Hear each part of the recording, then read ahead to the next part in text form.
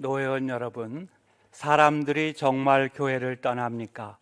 회의안 14쪽 셋째 단부터 보시기 바랍니다. 콘스탄틴 누스 황제가 313년에 공인하기까지 기독교는 불법이었습니다.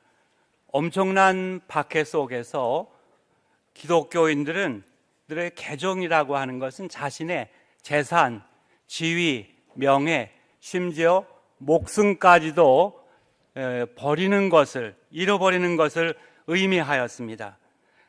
그런데도 이상하게도 기독교인의 숫자가 줄어들지 않고 기독교가 전혀 소멸되지를 않습니다. 오히려 핍박 속에서 비약적인 성장을 이루게 됩니다.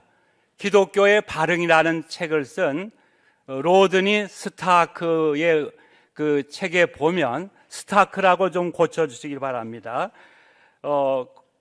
기독교가 공인된 313년에 로마 제국의 10%가 기독교인이었습니다. 이전 3세기 동안 매 10년마다 40%씩 증가했습니다. 여러분, 엄청난 박해 속에서도 그같이 초기 기독교 운동은 놀라운 성장을 거둔 것을 봅니다.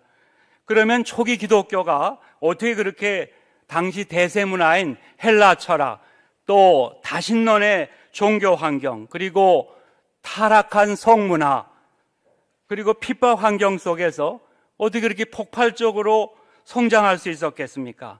근본적으로는 두 가지 요인 때문이었습니다.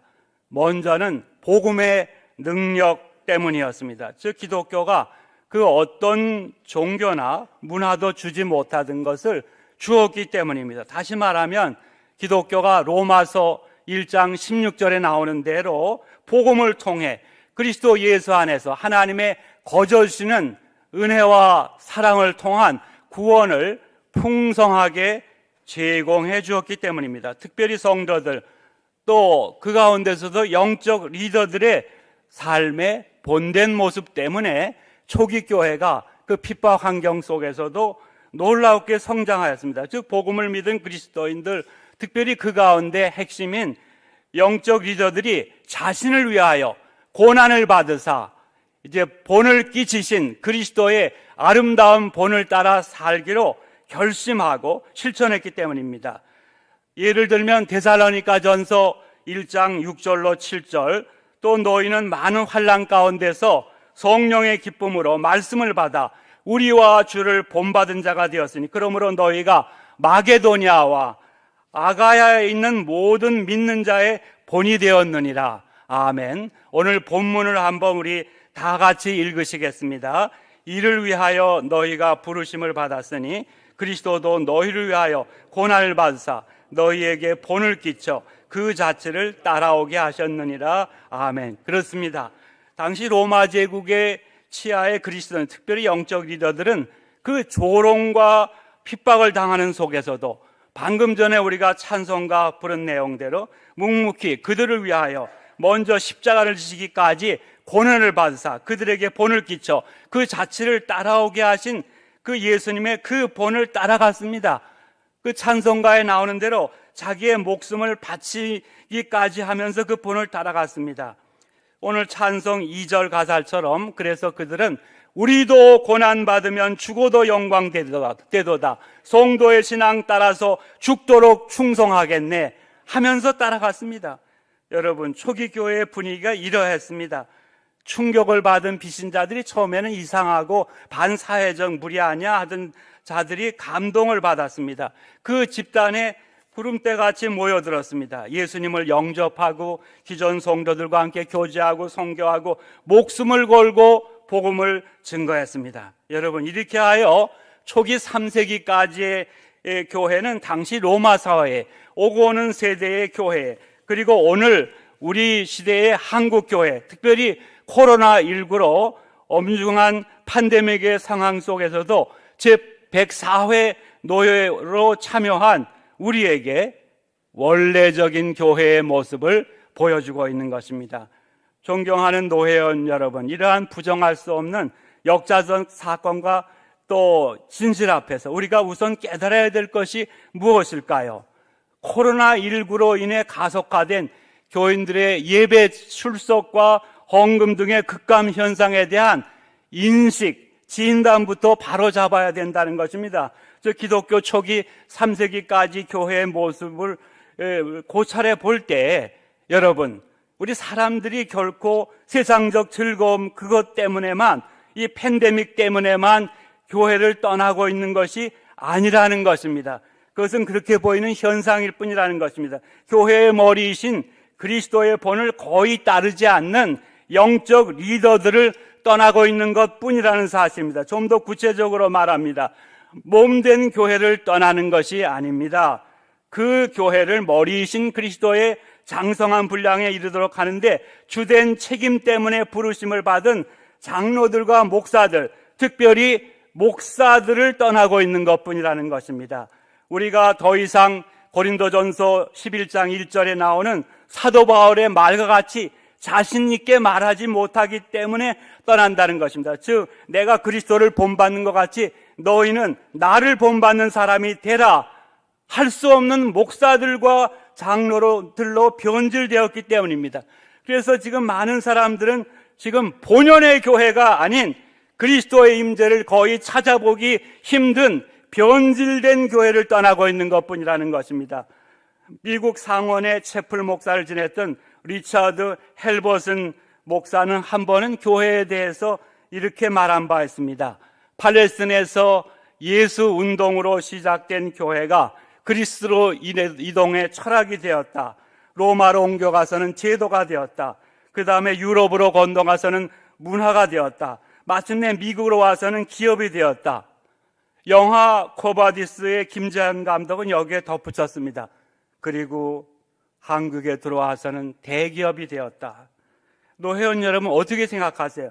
완전히 다 맞는다고 볼 수도 어렵지만 그렇다고 완전히 다 틀린 진단도 어려운 게 아닐까요? 즉 지금 우리 한국교회는 부분적으로 볼 때 철학적, 제도적, 문화적, 기업적 요소가 뿌리 깊이 내려 있는 것을 부인할 수 있을까요? 사실 이 사실부터 솔직히 시인하면 오늘의 우리 한국교회에 일어나는 현상을 바르게 이해할 수 있는 시작점에 설 수 있다고 봅니다. 그렇습니다. 사실 지금 수많은 사람들은 초기 3세기까지의 특별히 영적 리더들이 그리스도의 본을 따르는 건강한 교회를 떠나는 게 아닙니다. 다만 영적 리더들이 거의 그리스도의 본을 따르지 않으므로 지나치게 제도화되고 철학화되고 문화화되고 기업화되고 사교 집단화된 중병이 걸린 교회를 떠나고 있는 것뿐이라는 것입니다. 좀 더 간단히 말씀드리자면 저를 비롯해서 그리스도의 본을 보이지 아니하는 목사들과 장로들 때문에 교회를 떠나는 것 같은 현상이 나타난다는 것입니다. 뼈아픈 얘기입니다. 부끄러운 이야기입니다. 그러나 우리 각자 지난날의 모습을 돌아보며 하나님 앞에 진실하게 우리 자신의 죄를 회개해야 될 것입니다. 혼자 경건하고 거룩한 척 했지만 저부터도요, 실제로는 온갖 위선, 이제 내로남불, 외식, 탐욕, 음란 등으로 가득 차 있는 저와 여러분, 우리 자신을 돌아보며 회개해야 될 때라고 생각합니다. 제가 직전 교회에서 29년 정도 겨우 목회하고 은퇴했습니다. 근데 한 2년쯤 되었을 때 부임, 어느 날 사택에서 교회로 걸어가는데 맞은편에서 초등학교 1학년 남자아이가 1학년 되는 남자아이가 저를 쳐다보며 오길래 영색교회 유년부 학생이라 나한테 인사하려나 보다 하고 인사받을 준비를 하고 걸어갔는데 딱 서로 마주쳤습니다. 저를 빤히 쳐다보더니 미친놈 같으니라고, 그래서 엄청 충격을 받았는데 머리가 멍해졌습니다. 그래서 뭐라고 할 수도 없는 거예요. 돌아가며 생각하니까 내가 미친놈은 맞다. 부임해가지고 뭐 내가 잘해서 뭐가 되는 것처럼 기도도 안 하고 뭐 이렇게 위선을 행하고 하니까 그 아이가 위선인자라는 말은 모르니까 미친놈이라고 했구나. 그래서 그 뒤로 문득문득 생각하면서 하나님이 내게 보내주신 나단 선지자구나 생각하면서 간신히 목회를 마쳤습니다. 여러분, 이 1907년대 대부흥운동은 초기 3세기까지의 교회의 성도들의 모습과 오버랩되는 분이 있고 그만큼 자랑스러운 우리 교회의 참 소중한 자산 아닙니까? 자, 그러면 그 대부흥운동이 여러분 어떻게 일어났습니까? 대개 다 아시죠? 발단은 지극히 사소한 데서 일어났죠. 8개월 후면 목사 안수 받을 예정이었던 한 교회의 한 장로의 회중 앞에서의 자백의 기도가 도화선이 되었죠. 저 한국 장로교회 최초로 조직되는 동로회에서 목사 안수 받을 예정이었던 7인 중에 한 분이었던 길선주 장로님, 그 교회 장대째 교회에 유력한 길선주 장로님이 연초에 그가 심우하던 교회에서 열린 전국 목사 장로 수련회에서 마지막 날 집회에서 갑자기 자신의 숨겼던 죄를 자백함으로 그 대부흥운동이 폭발했던 것입니다. 나는 아간과 같은 자입니다. 나 때문에 하나님은 이 성회에 축복을 주실 수가 없었습니다. 약 1년 전에 내 친구 한 사람이 임종시에 나를 자기 집으로 불러 이렇게 부탁했습니다. 길장로, 나는 이제 세상을 떠나는데 한 가지 부탁하오. 당신이 내 자손을 관리해 주시오. 내 아내는 그 방면에는 미숙해서 말이오. 그때 나는 분명하게 내가 잘 돌봐줄 테니 염려하지 마시오 대답했습니다. 그러나 나는 그 미망인의 재산을 관리하던 중 미아 100불 상당의 금액을 사치했습니다. 그래서 나는 하나님의 일을 방해했습니다. 그래서 나는 이제 하나님 앞에 자복하며 오늘 아침에 그 돈 전액을 그 미망인에게 돌려드리겠습니다. 이러한 길선주 장로의 자백과 참회가 있을 때에 갑자기 그 좌중이 막혔던 댐이 무너져 내리듯 성령의 역사가 폭발했습니다. 여기저기서 내가 이런 죄를 지었습니다. 새벽 2, 3시까지 계속되었습니다. 이렇게 시작된 대부흥운동은 결국 다음과 같은 5가지의 교회의 갱신과 사회 정화에 큰 변화를 가져왔습니다. 한번 그 회의 안에 있는 걸 첫째부터 5째까지 다 같이 한번 읽으시면 어떨까요? 첫째, 한국인들로 하여금 진정한 기독교의 진리를 터득해 하여 그 진리가 한국인들의 마음에 뿌리를 내리게 되었습니다. 둘째, 급격한 성장이 이루어졌습니다. 교인들의 숫자도 기독교 학교의 수도 급증하기 시작했습니다. 셋째, 토착적이고 독특한 한국교회 특징이 생기게 되었습니다. 가령 새벽기도에 통성기도 등이 생긴 것 같은 일입니다. 넷째, 에큐메니칼 정신이 고양되고 선교사들과 한국인 간의 형제의식이 조성되었습니다. 다섯째, 금주, 금연, 도박, 주색잡기 등이 많이 퇴치되는 일이 일어났습니다. 존경하는 노회원 여러분, 여기서 우리가 무엇을 깨닫게 됩니까? 먼저는 지금 많은 사람들이 교회를 떠나는 것이 결코 아니라는 것입니다. 십계명을 범하면서도 회개하지 않고 혼자 거룩한 척, 경건한 척 하는 본이 되지 못하는 목사들과 장로들을 떠나는 것뿐이라는 사실입니다. 다음으로 십계명 앞에서 우리가 각자 오늘부터라도 자기 죄인들을 솔직하게 자백하고 용서함 받고 거저받은 것을 거저주며 함께 복음을 전하는 일에 본을 보이는 목사들과 장로들이 되어진다면 여러분, 교회를 떠났던 사람들이 새로운 사람들까지 데리고 다시 나오게 된다는 사실을 깨닫게 될 수 있지 않습니까? 존경하며 사랑하는 노회원 여러분, 즉 105회 교단 총회 주제와 함께 이번 104회 우리 노회 주제도 무엇입니까? 주여 이제 회복하게 하소서입니다. 그러면 이 주여 이제 회복하게 하소서의 간절한 기도가 응답되려면 어떻게 해야 되겠습니까?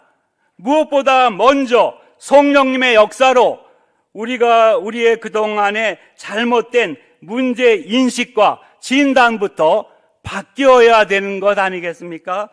그 마지막 말을 따옴표한 거를 다 같이 읽음으로 말씀 나누기를 마치겠습니다. 많은 사람들이 지금 교회를 떠나는 것이 아니라 거짓과 탐욕으로 가득 차 있음에도 경건한 척, 거룩한 척함으로 그리스도의 본을 보이지 않는 우리 목사들과 장로들을 떠나고 있는 것이다. 특별히 나 때문에 떠나고 있음을 깨닫는다. 노회원 여러분, 정말 사람들이 교회를 떠나고 있습니까? 기도하겠습니다. 긍휼이 풍성하신 아버지, 여기 서서 이 시간 말씀을 전하는 저부터 내로남불, 남불내로, 즉 저의 위선 때문에 교인들이 제 앞을 떠난 것을, 세상 욕심 코로나 때문에 교회를 떠나가서 걱정이다 라는 잘못된 인식과 판단 속에 지내왔던 것을 회개합니다. 저희가 모두 이번에 마지막 기회인 줄 알고 우리 각자 십계명 앞에서 철저히 자기의 죄를 알게 하시고 회개하게 하시고, 지난날 우리에게 그리스도의 본을 통해 예수님을 만나게 해주었던 그 부모님과 장로님과 목사님의 그 신앙을 회복하게 하여 주시옵소서. 그래서 이번을 계기로 저희 서울 동로의 각 지교회로부터 우리 곁을 떠났던 교인들이 새로운 사랑까지 데리고 예배의 자리로 다시 기쁘게 나오는 이러한 역사가 일어나게 하여 주시옵소서. 어제나 오늘이나 영원토록 동일하신 예수님의 이름으로 기도드리옵나이다. 아멘.